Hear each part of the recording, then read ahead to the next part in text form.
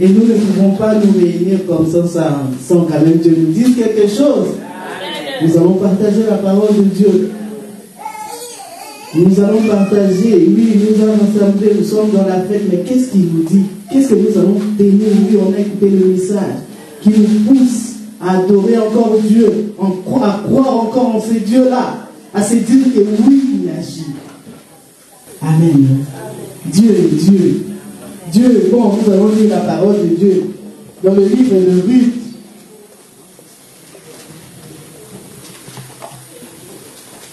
Ruth 4, 11.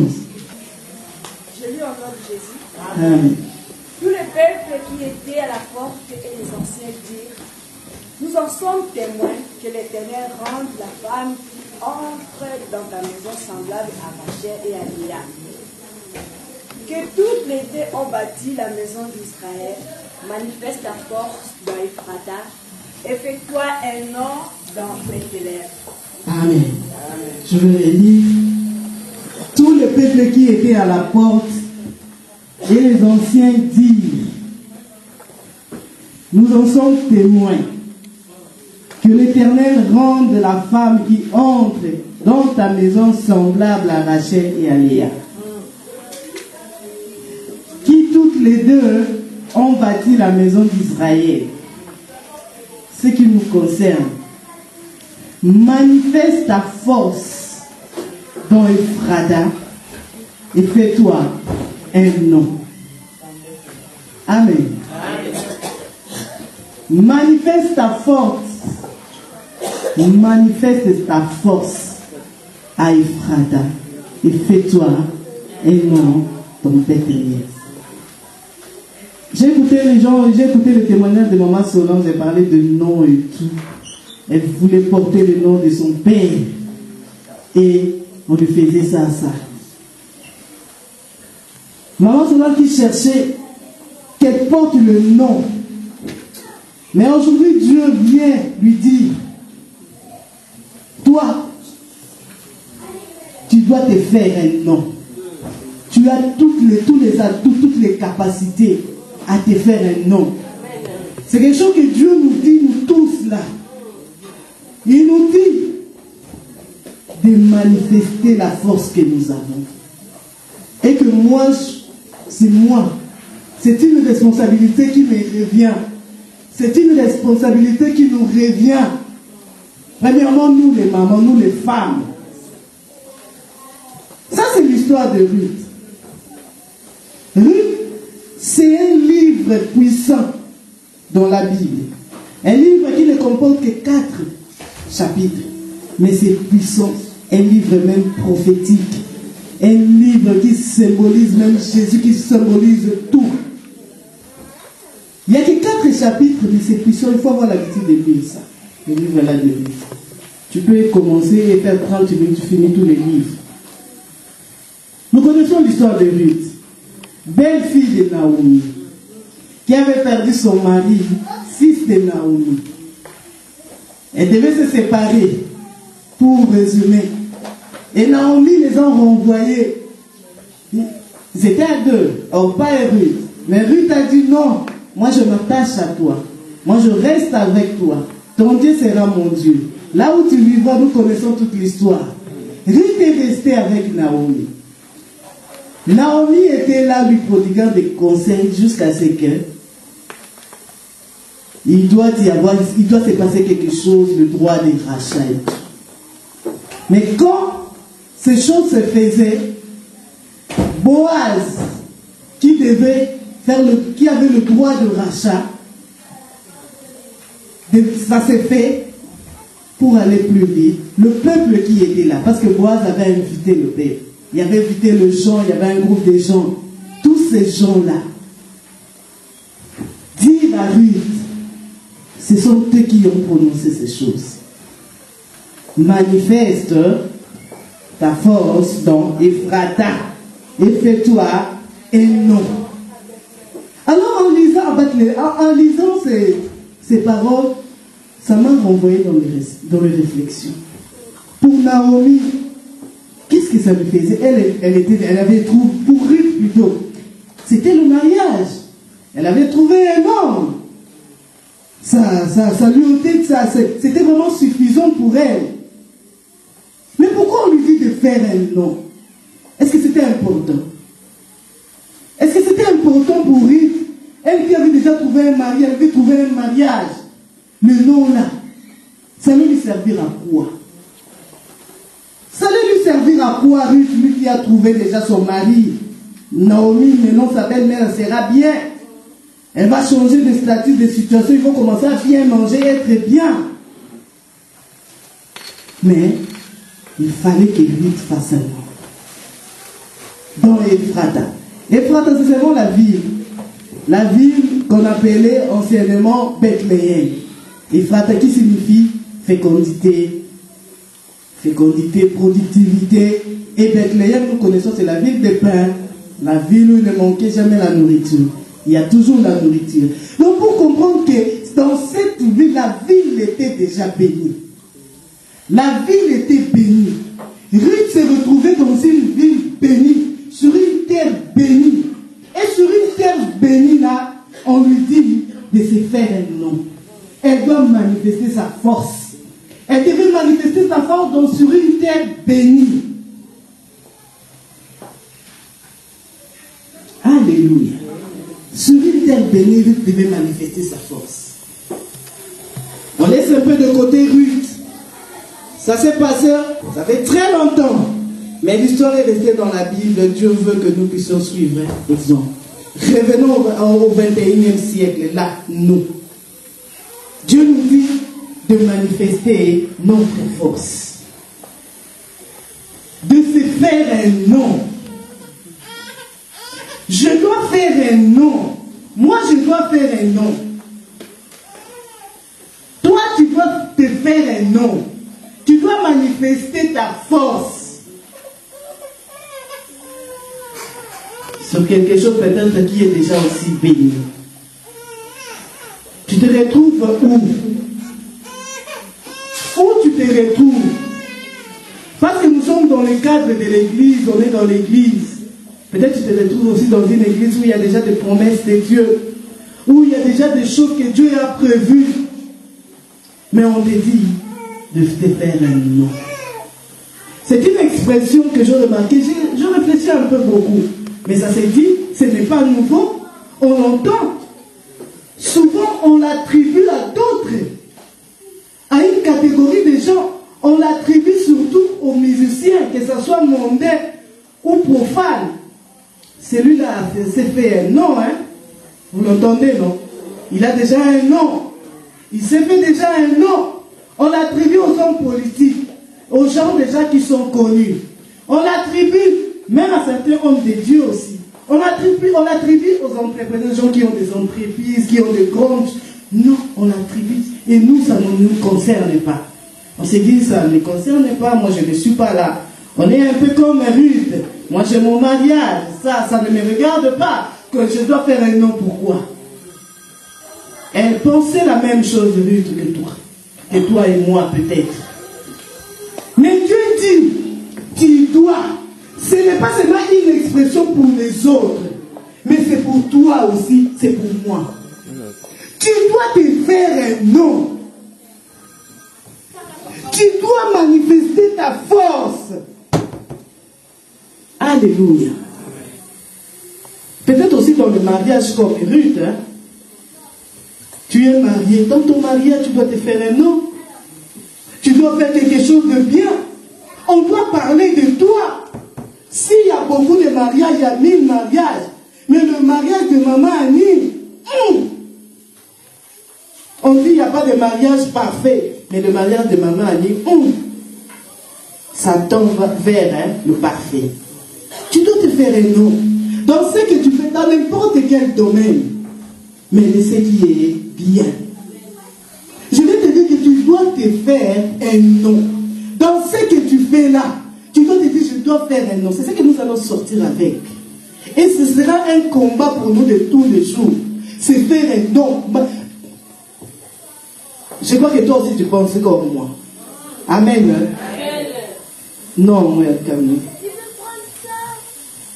Qu'est-ce que j'ai à faire avec les noms là? Mais Dieu te dit, tu dois te faire un nom. Tu dois manifester ta force. Même dans le paix que tu fais là, on sait que tu fais, Mireille. La coiffure seulement, ne dis pas c'est seulement la coiffure. Non. Toi déjà, j'ai appris que tu te fais déjà un nom. Tu t'es déjà fait un nom. Alléluia. On l'appelle, je ne crois pas que ça vienne d'elle-même, mais ce sont des gens qui l'appellent Obama. Amen. Tu dois te faire un nom. Peu importe ce que tu fais dans ton petit commerce là. En quelque sorte, Ruth s'est minimisée. Mais les gens de la porte sont venus lui dire, manifeste ta force dans Ephrata. N'oublie pas, tu es sur une terre bénie. Là où tu te retrouves là, c'est béni. Il y a une grande prophétie. Dieu a prophétisé. Dieu a des promesses qui vont s'accomplir certainement. Et toi, tiens-toi prêt.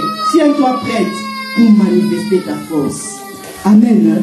On ne va pas seulement laisser ça aux musiciens. Cette chanteuse-là, ce musicien-là, ce président-là, s'est fait un nom. Non. Même moi aussi, là où je travaille, là où je balaye, je fais le ménage, je dois me faire un nom. Alléluia. Je dois me faire un nom. Mais pour le faire, il y a 3 choses pour aller plus vite. Il y a 3 choses, ou 3 choses à développer en soi, à développer et à retenir. Parce que ça ne se fait pas comme ça. Sinon, ça va rester rien que des slogans. On va se faire. Non, tu ne fais rien, tu es là sur place. Tu ne vas pas le faire, ça ne va pas se faire. Pour rire que ça s'est fait, si tu lis jusqu'à la fin, si tu lis même la généalogie de Jésus, cette femme a fait un nom. C'est pour cela son nom est resté. Aujourd'hui, nous sommes au 21e siècle, on parle d'elle. Elle est pourrie, enterrée. Mais aujourd'hui, on parle d'elle. N'est-ce pas qu'elle s'est fait un nom? Elle s'est fait un nom. Mais pour y arriver, parce que je crois que nous allons y arriver. Amen. Dieu nous prépare pour ces petits cadres-là. Il nous prépare pour que demain, après-demain, il se passe des choses. Amen. Le premier point, il y a le service. Pour se faire des noms, tu dois faire aussi quelque chose, tu dois bouger. Tu dois bouger. Le service, c'est être à la disposition de quelqu'un. On peut faire le service dans une maison, faire le service à l'église, faire le service dans une entreprise. Donc être à la disposition de quelqu'un ou de quelque chose. C'est ça le service. Ruth l'a fait. Elle a commencé vraiment plus bas. Elle a fait ce qu'on appelle le glanage. Elle glanait. Elle ramassait, elle allait cueillir. Parce que le glanage à l'époque, c'était une loi israélite qui permettait aux orphelins, aux pauvres, aux étrangers même, d'aller glaner. Quand il y a la fête où il y a la moisson et tout, on permettait à ces gens-là, à ces catégories de gens-là, d'aller chercher, d'aller glaner, ramasser, de monter un peu. Les olives, les épis, le raisin. Ruth l'a fait. Elle a ramassé. Elle était au service. Elle a fait quelque chose. C'était plus bas. Mais elle a fait quelque chose. En faisant cela, c'est alors qu'on l'a remarqué. Elle a été remarquée. Si tu veux te faire un nom, tu dois bouger, tu dois travailler. Peu importe ce que tu fais, que ce soit minime ou grand. Mais tu dois faire quelque chose. On ne se fait pas un nom. Même ces gens-là qu'on les a attribués le nom de Yassala Kondo, il s'est fait un nom. Ce sont des gens qui travaillent beaucoup. Ce sont des gens qui bossent, qui ne dorment pas peut-être. Ils sont en train de travailler. Toi aussi, tu dois faire quelque chose. Que ce soit pour Dieu aussi. Dieu va t'aider à te faire un nom. Oui, il est là pour nous aider par son esprit. Mais il faut que toi aussi, tu bouges. Même avec le nettoyage que tu fais là, Yoga. Oui, commence même par là.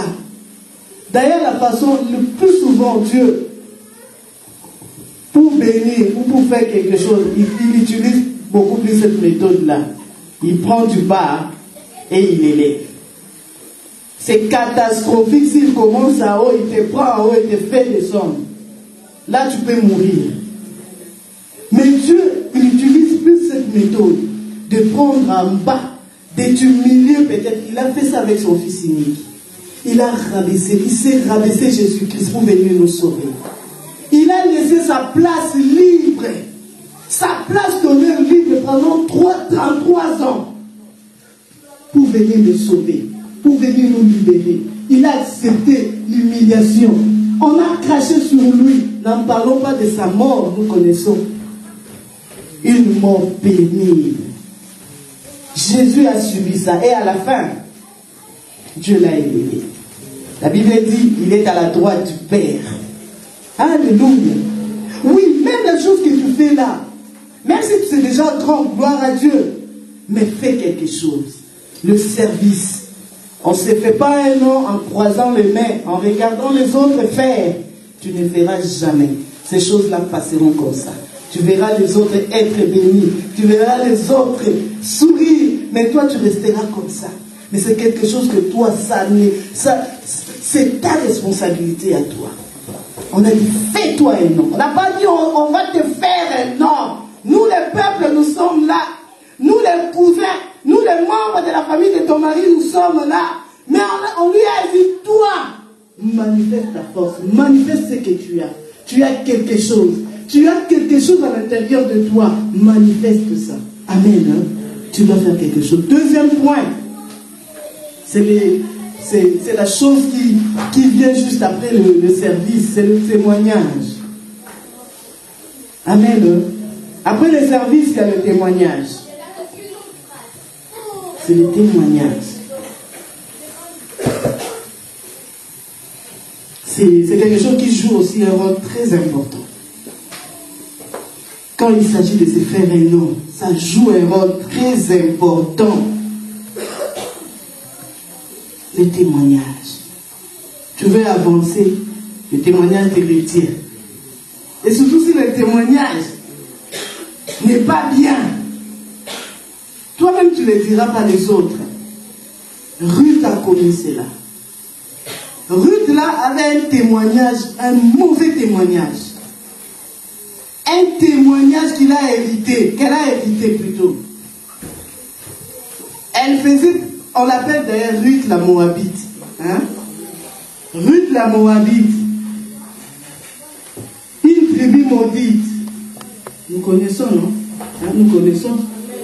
Parce qu'il y a eu inceste. Moab est né par inceste. Fils de qui? Lot. Et sa fille. Sa fille est née. Ils ont donné naissance à Moab. Moab qui est le père de tous les Moabites. Donc Ruth faisait partie de cette tribu. Donc pas rien que par sa tribu,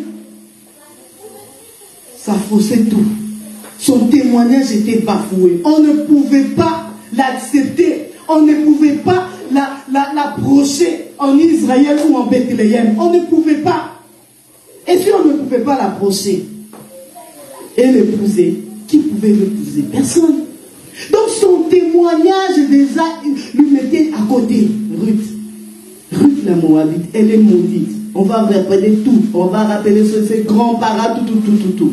Ça faussait toute l'histoire. Mais cette femme-là ne s'est pas arrêtée là. Elle ne s'est pas arrêtée là. Oui, elle se connaissait. Elle avait connaissance de ça. Elle savait qu'elle venait d'une famille maudite. Mais qu'est-ce qu'elle a fait? Elle commençait à faire le bien. Premièrement, en faisant un grand choix, elle avait pris une décision de rester avec Naomi. Elle s'est attachée avec Naomi. Elle a commencé à travailler. Elle était plus que 10 filles pour Naomi. Elle était vraiment elle n'était plus une belle fille. Elle était devenue la fille de Naomi. Et l'histoire était partie.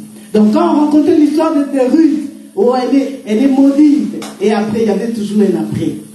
Mais ce qu'elle a fait, et ça a annulé en quelque sorte la première partie. Donc, et ton passé, parce que le témoignage, surtout le passé, nos passés, nous voulons aller loin avec Dieu.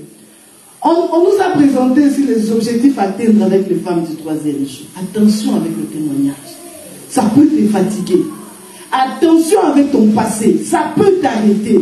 Donc il faut dire à un moment non au passé. Ça, ce sont des choses que même le pasteur ne peut pas le faire. Ce sont des choses que toi-même en tant que femme, toi-même en tant qu'homme, un homme, tu te dis non, finis avec ça. Je prends la décision maintenant de faire du bien, de faire des choses bien avec Dieu. C'est possible. Amen. Personne d'autre ne viendra le faire à ta place, mais toi-même. Le témoignage. Tu vas te faire un nom. Regarde aussi ton témoignage. Même si tu faisais, tu n'as pas un CV mauvais, mais tu es normal, tu ne fais pas toutes ces choses-là, tu ne risques pas d'un témoignage méchant, mais fais le bien. Fais aussi attention à ton témoignage. Ça peut t'amener, te reculer, te rétrograder plus loin. Amen. Hein? Les témoignages. Et surtout les témoignages, ce sont seulement les autres qui les disent. Les autres, celle-là, celui-là, ce sont les autres. Et quand tu entendras ça, ça va tout simplement te fatiguer. À partir d'aujourd'hui, je ne fais plus rien. À partir d'aujourd'hui, je reste à la maison. À partir d'aujourd'hui, je ne donne plus. À partir d'aujourd'hui, il y a ça, tu commences à prendre des décisions. Mais Ruth n'a pas fait cela. Amen. Ruth n'a pas fait cela. Elle a plutôt opté à faire le bien. Et ce sont les biens qui ont clamé, qui ont disait plus le bien d'elle. C'est ce qui a fait que même Boaz, l'homme qu'il a épousé, soit intéressé. C'est par rapport à ce témoignage-là. Il n'a pas tenu compte de son passé, de son témoignage méchant. Amen. Hein? Troisième point, c'est l'obéissance. L'obéissance à l'écoute du Saint-Esprit. Je vais vraiment vite pour gagner le temps. L'obéissance à l'écoute du Saint-Esprit. Si tu n'es pas obéissant, ça te sera difficile de bien faire les choses. Si tu ne te disposes pas à écouter la voix du Saint-Esprit, à écouter ce que le Saint-Esprit veut de toi, tu vas dérouter, tu vas faire peut-être aussi les choses à moitié, tu commences et tu t'arrêtes à un moment. Pour Ruth, Naomi était comme son Saint-Esprit. Si vous lisez l'histoire de cette femme, elle a fait tout ce que cette vieille veuve, sans enfant, lui disait de faire. Amen. Amen. Elle a tout fait. Et puis Naomi, tellement qu'il connaissait sa vie, il connaissait ces gens-là, elle a usé vraiment de son expérience. Elle lui a donné des techniques. Tu vas faire ceci, tu attends. Je ne veux pas entrer en détail. Allons lire l'histoire de Ruth. Il y a que 4 chapitres, tu vas comprendre. Naomi lui disait des choses et Ruth faisait à la lettre. Jusqu'à ce que Boaz soit intéressé et fasse cas de Ruth. Amen. Le Saint-Esprit, il a nous dit des choses, des mille et mille façons. Mais est-ce qu'on est obéissant? Et qui est ton Naomi, ta Naomi? Dieu met parfois des personnes autour de nous qu'on ne fait pas cas. C'est pour cela qu'on échoue. On commence une affaire et puis ça s'arrête. Et il y a d'autres personnes qui ne veulent même pas, refusent catégoriquement d'écouter la voix de qui que ce soit, qui s'engage dans son histoire. Mais ça n'aboutit même pas, ça ne va pas aboutir. Il faut être à l'écoute du Saint-Esprit et obéir à ce que le Saint-Esprit dit. Amen. Dieu a mis peut-être quelqu'un à côté de toi. Aujourd'hui, Naomi peut représenter ton pasteur, ton encadreur. Alléluia. Amen. Oui, bien que le Saint-Esprit peut passer par maman Annie, peut passer par maman Nadège, il peut passer. Mais toi seulement, sois à l'écoute.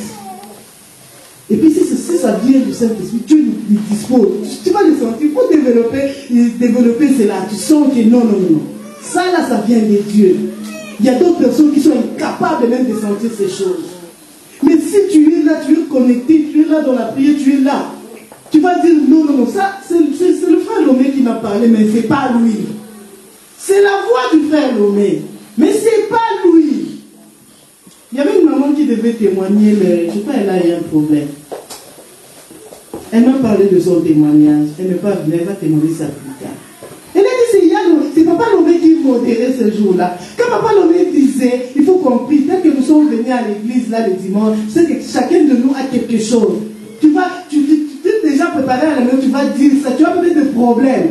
Et cette maman-là a dit, moi j'ai commencé, et je commençais à prier, c'était le dimanche à l'église, pendant la modération. D'autres personnes entendaient seulement Yalomé, elle n'entendait pas la voix de Yalomé. C'est comme si on lui disait, tu prie pour cette chose-là. Mais pourquoi pas Dieu fasse seulement? Mais Dieu voulait qu'elle prie. Et elle a prié, elle a dit, en même temps, la chose qui me fait, ça s'est arrêté. Elle n'est pas venue. Amen. Hein? Dans notre prochaine réunion, j'insisterai pour qu'elle témoigne. Être à l'écoute. Pour terminer, on m'a dit de ne pas prendre beaucoup de temps. Pour terminer, je vais finir en donnant un tout petit témoignage. Ce n'est pas mon témoignage. En ce qui concerne ce dernier point. Je connaissais une femme à Kinshasa. Cette femme-là, elle avait un nom, elle s'appelait maman Claudine. Pas notre maman Claudine. Il y a Claudine, c'est pas toi. Elle s'appelait maman Claudine. Elle était mariée, mais elle avait un sérieux problème. Et si tu n'écoutes pas, tu n'es pas à l'écoute du Saint-Esprit, tu n'es pas à l'écoute de ton Naomi ou de ta Naomi, il y aura un autre conseiller qui va venir. Lui, il s'invite lui-même. Cette femme-là, maman Claudine, je la connais très bien personnellement. Elle était mariée. Elle avait un mari, à l'époque elle avait un enfant. Son conseiller, parce qu'elle ne voulait pas, on lui prêchait, des fois elle allait à l'église un pied dedans, elle va les pieds, elle rentre comme ça. Elle n'était pas vraiment engagée dans les choses de Dieu. Et elle a connu, je ne sais pas comment, c'est ce qu'on appelle le phénomène mari de nuit.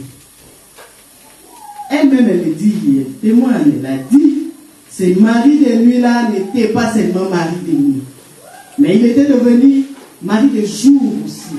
Parce qu'il venait, il commençait à lui dire des choses. Et lui, elle faisait ça. Le mari de jour venait et elle dit, elle préparait, elle prend le poulet, elle met au four. Elle sursaute, il y avait la fumée. La fumée dans toute la maison. Le poulet a cramé. C'est alors qu'elle sursaute. Et elle se réveille dans tous ses états, comme si elle était avec un homme. C'était comme ça, ça se faisait comme ça. Et elle-même désirait que ce mari-là vienne. Elle a dit, on se parlait. Le mari-là me disait des choses et moi je faisais cela. Et il y avait à chaque fois que le poulet ou les poissons cramaient au four, c'est alors qu'on toquait à la porte, c'était son mari qui venait. Venez manger, il n'y avait pas de nourriture. Alors il y avait des problèmes, ce sont des problèmes. Il voulait même divorcer. Mais un jour, le mari l'a venu, il lui a mené pendant le divorce et même à la mort. Elle dit, elle vivait des choses que même si elle dit, des choses inexplicables. Il était avec un esprit et elle s'est réveillée dans tous ses états. Amen. Et un jour, elle a pris la décision. Comme les hommes les gars insistent le même jour, il y a pas de papier qui allait là. Elle a suivi vraiment des affermissements, des entretiens, des dialogues. Elle est passée par des délivrances et tout. Elle était délivrée. Elle est délivrée maintenant. C'est une servante de Dieu maintenant. Là. Et quand elle est devenue servante de Dieu, on l'appelait plus Maman Claudine, on avait changé de nom. Elle s'appelait maintenant Maman Déborah. On l'appelle Maman. Moi je l'ai connue en Maman Déborah. Alors, cette maman Déborah, quand elle parle de l'écoute, c'est très important. Alors, elle voulait développer maintenant l'écoute du Saint-Esprit. Elle ne voulait plus entendre les conseils de mari de jour et de nuit. Elle ne voulait plus entendre les conseils. Elle a dit qu'elle avait développé aussi cette oreille-là de l'écoute. Elle voulait faire la différence. C'est alors c'est ce qui a fait qu'elle s'est accrochée à l'église, à l'œuvre de Dieu. Elle était là. Elle était là. Dieu lui a donné, le Saint-Esprit lui a donné, parce qu'elle voulait prier, elle commençait à prier beaucoup. Le Saint-Esprit lui a donné le don de prophétie. Elle était une prophétesse. Elle était devenue, si elle te dit des choses. À l'église où elle priait, c'était à Matongé, l'église à laquelle ma tante, la soeur à ma mère, priait là-bas. Et ils avaient, à midi, ils avaient un groupe d'intercession avec le pasteur, avec un groupe de gens. Ils faisaient la prière chaque midi. Mais ils le faisaient chez nous. Moi, je n'allais pas dans cette église, mais ils le faisaient dans notre parcelle. À chaque midi. Cette femme-là, des fois, je suis à la maison, je suis à l'intérieur, là, je cours. Elle recevait des prophéties, tu vois, elle reçoit des prophéties de DJ Chapeau. Et après, vous allez entendre, comme c'est un guichet, c'est pas ici comme BFM, vous entendez directement des informations. Même après, là, ce sont des choses vraies qui se réalisaient, sortaient de sa bouche. Elle était là comme ça, et son mariage était rétabli, c'était bien avec, elle était devenue bien avec son mari. Mais ce que le Seigneur commençait à faire, tu peux l'envier. Et même le jour où vous connaissez la tragédie de Type K, je ne sais pas s'il y a des gens qui sont ici, étaient encore à l'époque à Kinshasa. Là où c'était l'avion qui est descendu au marché de Type K là. Il y avait beaucoup de morts. Et c'est à midi là. Moi je n'étais pas là. On me raconte à midi. Pendant le moment de l'intercession, là, elle a reçu ça. Elle a vu dans toutes les rues de Kinshasa, il y avait des pleurs, les gens pleuraient. C'est comme s'il y avait un deuil national. Les gens pleuraient, il y avait des gens qui sortaient dans les rues et pleuraient. Et l'après-midi, je me rappelle très bien de cela. Moi, j'étais à la bibliothèque. J'étais à la bibliothèque à Gombe. Et vers 16h, on entendait des ambulances qui passaient. Pilon, ça ne s'arrêtait pas. Pilon, ça ne s'arrêtait pas. Qui allait à Ngalima. Et on est sorti, on était obligé de sortir parce que c'était trop. On nous a dit qu'il y a Type K. Le phénomène, cette tragédie Type K n'a pu tomber au marché. Et il y a eu des morts d'écrit. Et quand je suis rentré, comme ça s'est fait, parce que les gens qui vendaient au marché, c'était plus les gens de la cité. Je suis rentré à la maison à la cité. C'est alors que, ah non. Victoire, vous connaissez Victoire, ça bouge, hein? Victoire bouge parce qu'il y a la musique partout. Mais ces jours-là, il y avait un calme terrible. Les gens étaient dans la paix. Les gens pleuraient. Et arrivé à la maison, je dis, mais maman Déborah a dit ça. Elle a prophétisé sur ça ici. Amen. Non, pour dire, si tu te disposes, que le Saint-Esprit soit ton conseiller, et que tu dis, je vais commencer à obéir. Donc ça n'engage que toi. Il faut prendre des décisions. Tu dois faire un choix. Tu te dis, non, finis avec ça, parce que ces choses que j'ai fait, ça va m'amener à la mort. Maintenant, je vais vivre autrement, parce que je suis appelé à me faire non. Je dois manifester ma force. Tu es sur une terre bénie. Je sais que dans ton église où tu pries, c'est une église bénie. Toi qui es de l'arche de gloire, oh, je ne peux pas te dire trop, tu connais. Il y a des promesses des dieux qui vont certainement s'accomplir. Tu es sur une terre bénie, mais toi, manifeste ta force. Et fais-toi un nom. Amen. Que Dieu nous bénisse. Que Dieu bénisse sa parole. Alléluia. Nous allons nous incliner dans la prière.